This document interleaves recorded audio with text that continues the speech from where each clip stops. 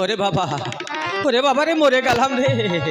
ও বাবা, ও বাবা গো, ও গিন্নি, গিন্নি রে, ওরে মরে গেলাম রে গিন্নি। এই কি হয়েছে, চিৎকার করছো কেন? ওরে বাবা রে, তুই কি দেখতে পাস না? আজ 15-20 দিন ধরে পেটের ব্যথায় মরে যাচ্ছি। এত বলছি আমাকে একটু ডাক্তারখানায় নিয়ে চল, কিছুতে তুই যাচ্ছিস না। এই গিন্নি, গিন্নি রে, চল না একটু ডাক্তারখানায়। দেখো আমার অনেক কাজ পড়ে আছে, সংসারের কাজকর্ম করব নাকি তোমাকে নিয়ে ডাক্তারখানায় যাব? তুমি তো কচি খোকা নও, যাও না, নিজেই যাও। ওরে বাবা রে, এই জানিস ওই ডাক্তারবাবু যখন ওই সিরিঞ্জটা বার করে না, ওটা দেখলেই আমার না একদম ভয়ে প্রাণ জ্বালাপালা হয়ে যায়। চল না রে।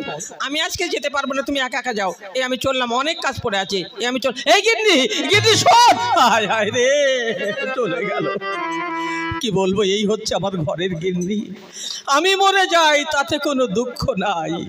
আমার গিন্নির আবার কি রোগ আছে জানেন?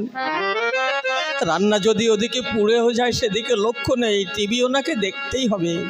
কত যে সিরিয়াল হয়েছে, আহা হা হা হা। অনুরাগের ছোঁয়া, মরে যাই আর কি, কিন্তু কি করব, আজ 5-7 দিন পেটের জ্বালায় মরে যাচ্ছি। যাই আমি ডাক্তারখানায়, একাই যাই আর কি করব, যদি মরে যাই যাব।